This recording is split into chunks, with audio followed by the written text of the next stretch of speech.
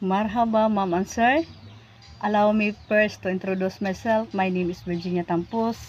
I am 44 years old. I am married, blessed with 3 children, age 21, 16, and 14 years old boy.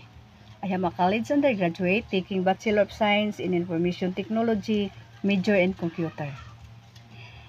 I have 2 different countries experience as a nanny. First in Riyadh, Saudi Arabia for 3 years. They have 7 members in the family.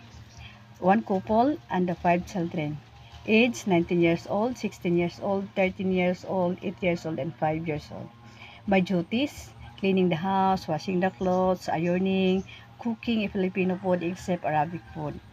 And also in Hong Kong, I have experience for 3 years and 5 months.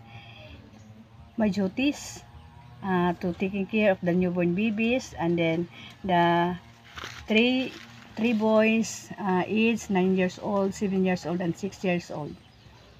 I will bring them into school, and I will take them into home, and then go to marketing and cooking a Filipino food.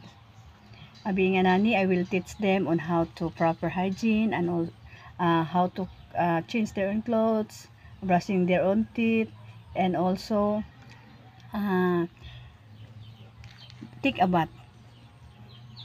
Mom and sir, if you hired me, I promise to finish my contract. I am a flexible, honest, hardworking, and fast learner. Thank you and have a nice day. Bye-bye.